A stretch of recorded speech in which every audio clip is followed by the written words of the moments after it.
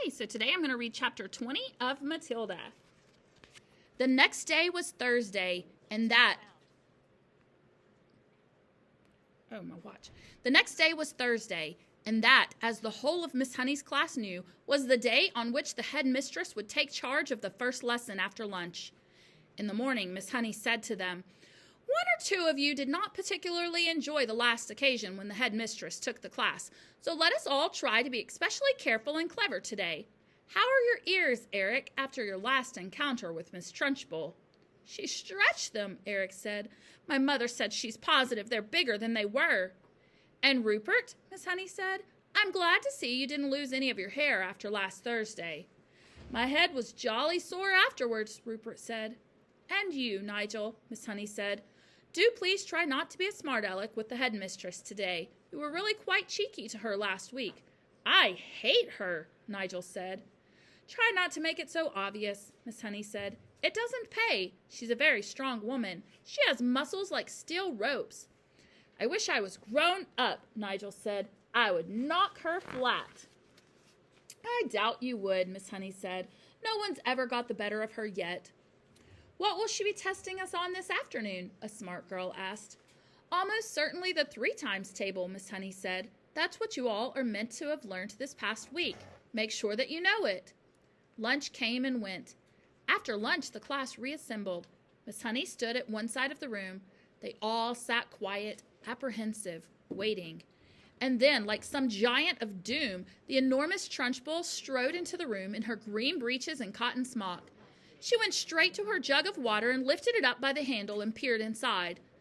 "I'm glad to see," she said, "that there are no slimy creatures in my drinking water this time.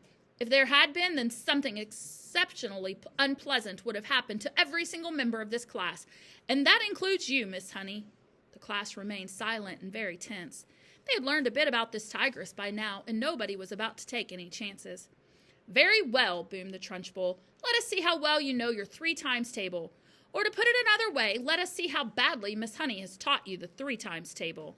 The Trunchbull was standing in front of the class, legs apart, hands on hips, scowling at Miss Honey, who stood silent to one side.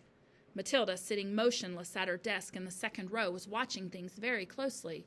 "You!" the Trunchbull shouted, pointing a finger the size of a rolling pin at a boy called Wilford. Wilford was on the extreme right of the front row. "Stand up, you!" she shouted at him. Wilford stood up. "Recite the 3 times table backwards," the Trunchbull barked. "Backwards?" stammered Wilford. "But I haven't learned it backwards." "There you are," cried the Trunchbull, triumphant. "She's taught you nothing. Miss Honey, why have you taught them absolutely nothing at all in the last week?" "That is not true, headmistress," Miss Honey said. "They've all learned their 3 times table, but I see no point in teaching it to them backwards. There's little point in teaching anything backwards. The whole object of life, headmistress, is to go forwards. I venture to ask whether even you, for example, can spell a simple word like wrong backwards straight away. I very much doubt it." "Don't you get impertinent with me, Miss Honey," the Trunchbull snapped. Then she turned back to the unfortunate Wilford. "Very well, boy," she said. "Answer me this. I have 7 apples, 7 oranges, and 7 bananas. How many pieces of fruit do I have altogether?" "Hurry up, get on with it. Give me the answer." "That's adding up," Wilford cried. "That isn't the 3 times table." "You blithering idiot," shouted the Trunchbull. "You festering gumboil. You flea-bitten fungus. That is the 3 times table. You have 3 separate lots of fruit, and each lot has 7 pieces. 3 sevens are 21. Can't you see that, you stagnant cesspool? I'll give you one more chance. I have 8 coconuts, 8 monkey nuts, and 8 nutty little idiots like you. How many nuts do I have altogether? Answer me quickly." Poor Wilford was properly flustered. "Wait," he cried. "Please wait. I've got to add up 8 coconuts and 8 monkey nuts and—" He started counting on his fingers. "You bursting blister!" yelled the Trunchbull. "You moth-eaten maggot!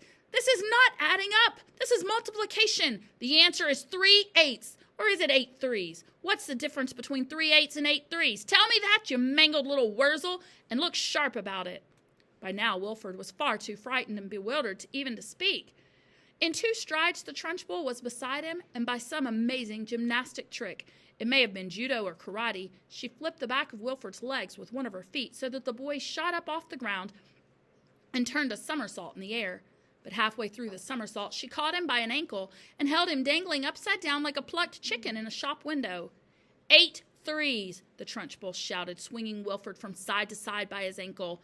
8 threes is the same as 3 8s, and 3 8s are 24. Repeat that. At exactly that moment, Nigel at the other end of the room jumped to his feet and started pointing excitedly at the blackboard and screaming, "The chalk! The chalk! Look at the chalk! It's moving all on its own!" So hysterical and shrill was Nigel's scream that everyone in the place, including the Trunchbull, looked up at the blackboard. And there, sure enough, a brand new piece of chalk was hovering near the gray-black writing surface of the blackboard. "It's writing something!" screamed Nigel. "The chalk is writing something!" And indeed it was. Agatha. "What the blazes is this?" yelled the Trunchbull. It had shaken her to see her own first name being written like that by an invisible hand. She dropped Wilford onto the floor. Then she yelled at nobody in particular. "Who's doing this? Who's writing it?" The chalk continued to write. "Agatha, this is Magnus. This is Magnus." Everyone in the place heard the gasp that came from the Trunchbull's throat. "No," she cried. "It can't be. It can't be Magnus." "It is Magnus, and you'd better believe it." Miss Honey at the side of the room glanced swiftly at Matilda. The child was sitting very straight in her desk, the head held high, the mouth compressed, the eyes glittering like 2 stars. "Agatha, give Jenny back her house." For some reason, everyone now looked at the Trunchbull. The woman's face had turned white as snow, and her mouth was opening and shutting like a halibut out of water, and giving out a series of strangled gasps. "Give my Jenny her wages. Give my Jenny the house. Then get out of here. If you don't, I will come and get you. I will come and get you like you got me. I am watching you, Agatha." The chalk stopped writing.